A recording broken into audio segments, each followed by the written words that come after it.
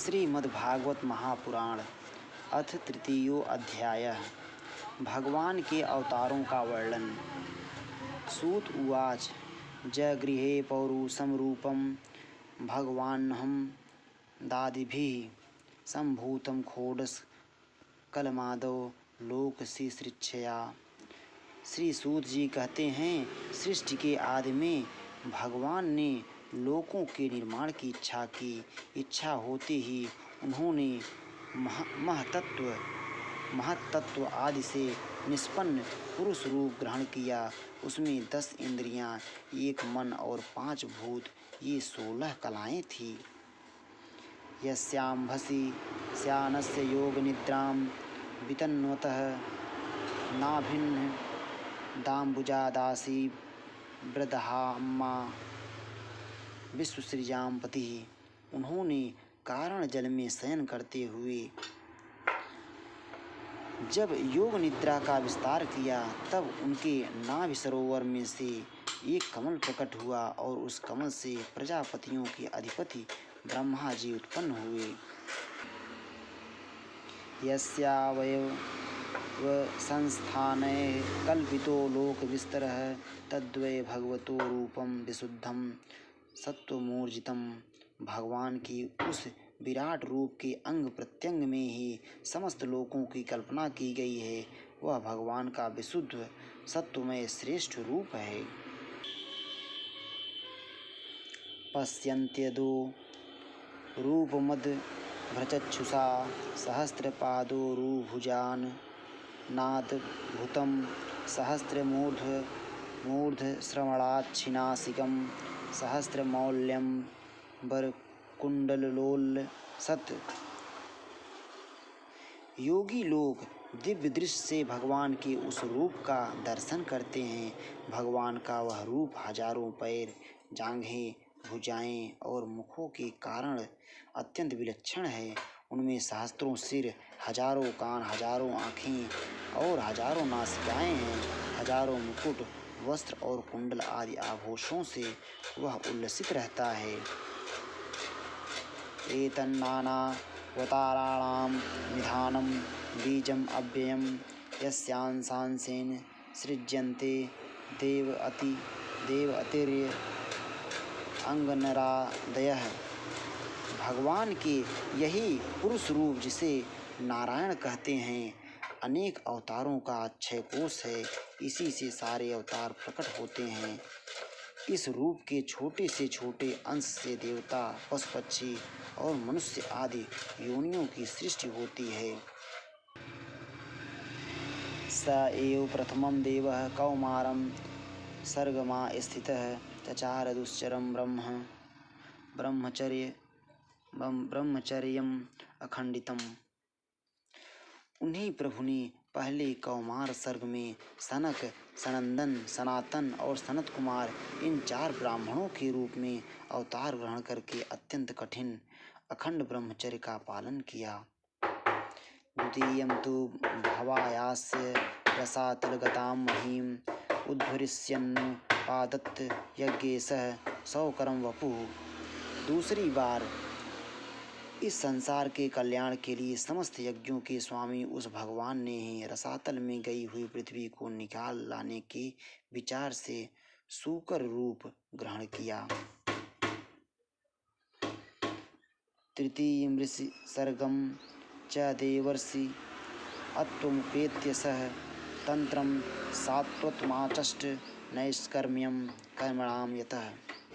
ऋषियों की सृष्टि में उन्होंने देवर्षि नारद के रूप में तीसरा अवतार ग्रहण किया और सात्वत तंत्र का, जिसे नारद पांचरात्र कहते हैं, उपदेश किया। उसमें कर्मों के द्वारा किस प्रकार कर्म बंधन से मुक्ति मिलती है, इसका वर्णन है। तुर्ये धर्म कला सर्गे नर नारायणावृषि भूत्वा आत्मोपसमोपेत मकरोद दुश्चरम तपः। धर्म पत्नी मूर्ति के गर्भ से उन्होंने नर नारायण के रूप में चौथा अवतार ग्रहण किया।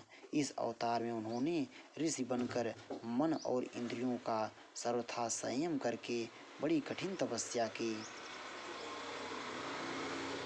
पंचमः कपिलो नाम सिद्धेशः काल विप्लुतं प्रोवाचा सुरये सांख्यम तत्वग्राम विनिर्णयम्।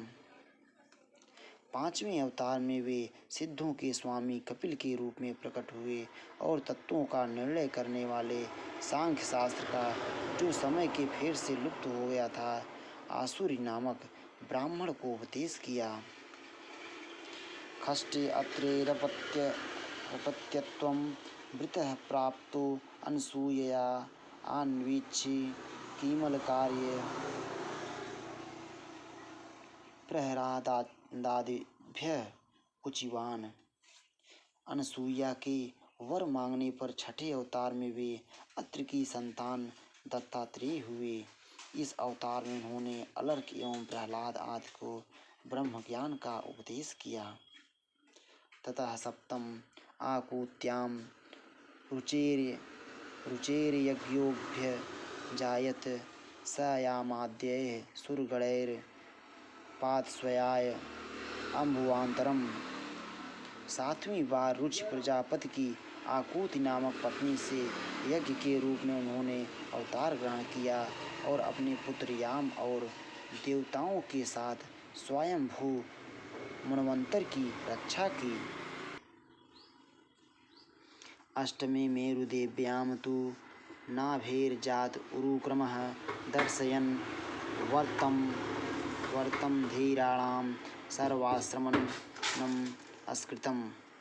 राजा नाभ की पत्नी मेरु देवी के गर्भ से ऋषभदेव के रूप में भगवान ने 8वां अवतार ग्रहण किया।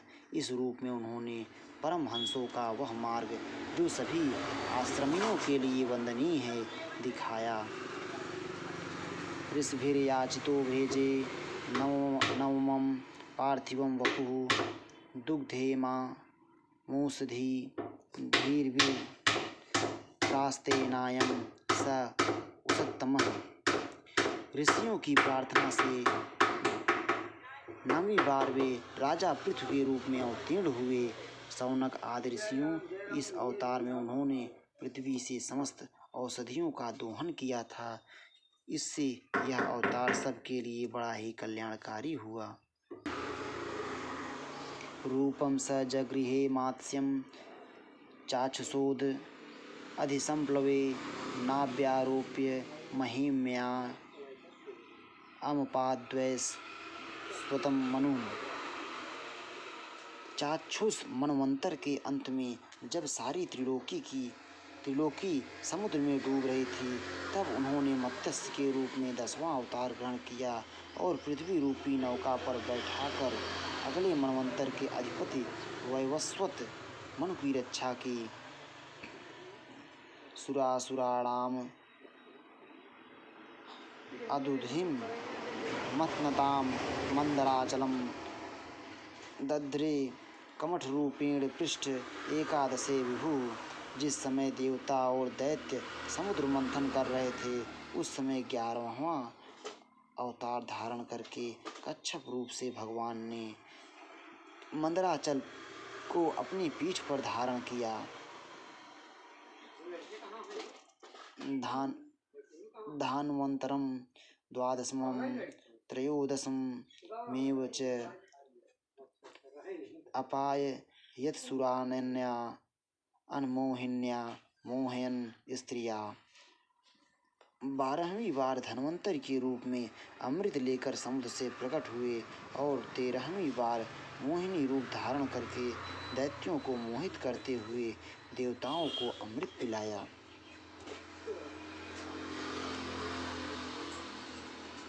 चतुर्दशम नारसिंहं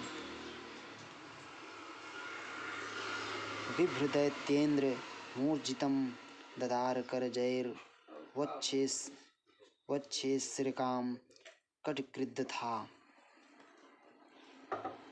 12वीं बार धन्वंतरि के 14वें अवतार में उन्होंने नरसिंह रूप धारण किया और अत्यंत बलवान दैत्यराज हिरण्यकशिपु की छाती अपने नखों से अनायास इस प्रकार फाड़ डाले जैसे चटाई बनाने वाला सीख को चीर डालता है। अवतारे खोड समे पश्यन् ब्रह्मद्रुहो निपान त्रिसप्तकृत्वः कुपितो निछत्राम अकरोन्महीम।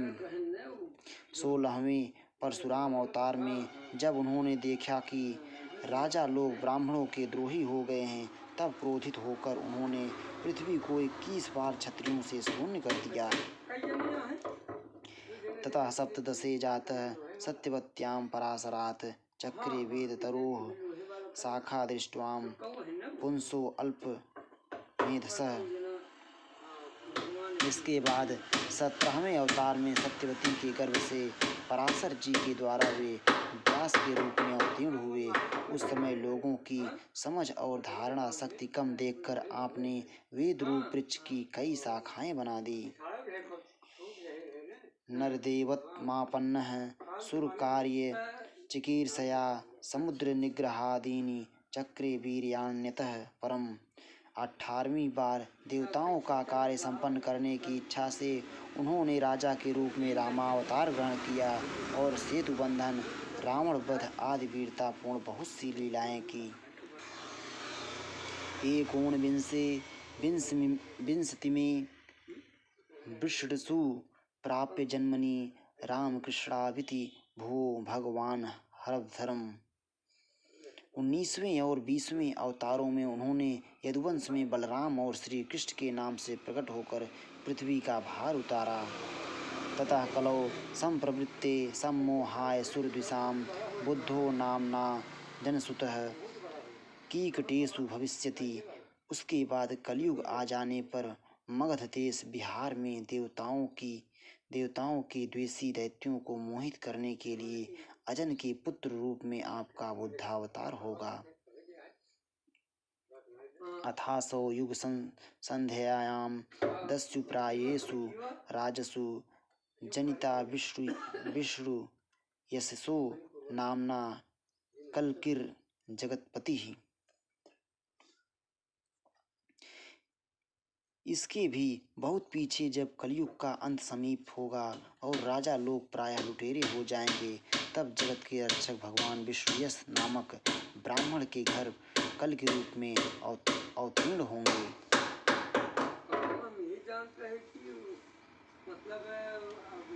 अवतारा है संख्येया हरे सत्वनि धैर्द्विजाः यथा विदासिनः कुल्याः सरसः स्युः सहस्रशः। शौनक आदि ऋषियों जैसे अगाध सरोवर से हजारों छोटे छोटे नाले निकलते हैं, वैसे ही सत्वनिधि भगवान श्री हरि के असंख्य अवतार हुआ करते हैं। ऋषियो मनो देवा मनुपुत्रा महोजसः कलाः सर्वे हरे देव स प्रजापतियस्तथा। ऋषि मनु देवता प्रजापति मनुपुत्र और जितने भी महान शक्तिशाली हैं, वे सब के सब भगवान के ही अंश हैं। एते चांस कला पुंसः कृष्णस्तु भगवान स्वयं इंद्रारिव्याकुलं लोकम मृडयन्ति युगे युगे। ये सब अवतार तो भगवान के अंशावतार अथवा कलावतार हैं, परंतु भगवान श्री कृष्ण जो स्वयं भगवान अवतारी ही हैं, जब लोग दैत्यों के अत्याचार से व्याकुल हो उठते हैं, तब युग युग में अनेक रूप धारण करके भगवान उनकी रक्षा करते हैं। जन्म गुह्यं भगवतो य एतत् प्रयतो नरः सायं प्रातर् गृह्णन् भक्त्या दुःखग्रामात् विमुच्यते। भगवान के दिव्य जन्मों की यह कथा अत्यंत गोपनीय रहस्यमयी है। जो मनुष्य एकाग्रचित से नियम पूर्वक सायंकाल और प्रातःकाल प्रेम से इसका पाठ करता है, वह सब दुखों से छूट जाता है। एतद्रूपं भगवतो ह्यरूपस्य चिदात्मनः मायागुणैर्विरचितं महदादिभिरात्मनि। प्राकृत स्वरूप रहित चिन्मय भगवान का जो यह स्थूल जगताकार रूप है, यह उनकी माया के महत्व आदि गुणों से भगवान में ही कल्पित है। यथा नभसि मेघौ भो रेणुर्वा पार्थिवो अनिले एवं द्रष्टरि दृश्यत्वमारोपितं बुद्धिः। जैसे बादल वायु के आश्रय रहते हैं और धूसरपना धूल में होता है। जैसे बादल वायु के आश्रय रहते हैं और धूसरपना धूल में होता है, परंतु अल्पबुद्धि मनुष्य बादलों का आकाश में और धूसरपने का वायु में आरोप करते हैं, वैसे ही अविवेकी पुरुष सबके साक्षी आत्मा में स्थूल दृश्य रूप जगत का आरोप करते हैं। अतः परम यद्व्यक्तमव्यमूढ़ गुणव्यूहितम् अदृष्टाश्रुतवस्तु अत्वात्स जीवो यत् पुनर्भवः। इस स्थूल रूप से परे भगवान का एक सूक्ष्म अव्यक्त रूप है, जो न तो स्थूल की तरह आकार आदि गुणों वाला है और न देखने सुनने में ही आ सकता है। वही सूक्ष्म शरीर है। आत्मा का आरोप या प्रवेश होने से यही जीव कहलाता है और इसी का बार बार जन्म होता है। यत्रे में सदसद्रूपे प्रतिसिद्धे स्वसंविदा अविद्या आत्मनि कृते इति तद् ब्रह्मादर्शनम्। उपर्युक्त सूक्ष्म और स्थूल शरीर अविद्या से ही आत्मा में आरोपित हैं। जिस अवस्था में आत्मस्वरूप के ज्ञान से यह आरोप दूर हो जाता है, उसी समय ब्रह्मा का साक्षात्कार होता है। यद्देशो परता देवी माया वैशारदी मतिः संपन्न एवेति विदुर्महिम्नि स्वे महीयते। तत्वज्ञानी लोग जानते हैं कि जिस समय यह बुद्धि रूपा परमेश्वरी की माया विवृत हो जाती है, उस समय जीव परमानंदमय हो जाता है और अपनी स्वरूप महिमा में प्रतिष्ठित होता है। एवं जन्मानि कर्माणि ह्यकर्तुर्जनस्य च वर्णयन्ति स्म कवयो वेदगुह्यानि हृत्पतेः। वास्तव में जिनके जन्म नहीं हैं और कर्म भी नहीं हैं, उन हृदयेश्वर भगवान के अपराकृत जन्म और कर्मों का तत्वज्ञानी लोग इसी प्रकार वर्णन करते हैं, क्योंकि उनके जन्म और कर्म वेदों के अत्यंत गोपनीय रहस्य हैं। स वा इदं विश्वं मोघलीलः सृजत्यपत्यति न सज्जते अस्मिन् भूतेषु चान्हर्हित आत्मतंत्रः खाड्वर्गिकं जिघ्रति खड्गुणेशः। भगवान की लीला अमोघ है। वे लीला से ही इस संसार का सृजन, पालन और संहार करते हैं, किंतु इसमें आसक्त नहीं होते। प्राणियों के अंतःकरण में छिपे रहकर ज्ञान इंद्रिय और मन के नियंता के रूप में उनके विषयों को ग्रहण भी करते हैं, परंतु उनसे अलग रहते हैं। वे परम स्वतंत्र हैं। वे विषय कभी उन्हें लिप्त नहीं कर सकते। न चास्य कश्चिन्निपुणेन धातुरवैति जन्तुः कुमनीश ऊती नामानि रूपाणि मनोवचोभिः संतन्वतो नटचर्यामिवाज्ञः। जैसे अनजान मनुष्य जादूगर अथवा नट के संकल्प और वचनों से की हुई करामात को नहीं समझ पाता, वैसे ही अपने संकल्प और वेद वाणी के द्वारा भगवान के प्रकट किए हुए इन नाना नाम और रूपों को तथा उनकी लीलाओं को बुद्ध जीव बहुत सी तर्क युक्तियों द्वारा नहीं पहचान सकता।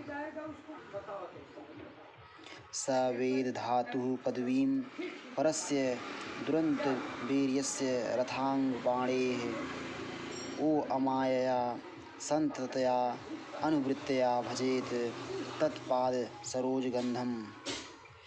चक्रपाणि भगवान की शक्ति और पराक्रम अनंत है, उनकी कोई था नहीं पा सकता। वे सारे जगत के निर्माता होने पर भी उससे सर्वथा परे हैं।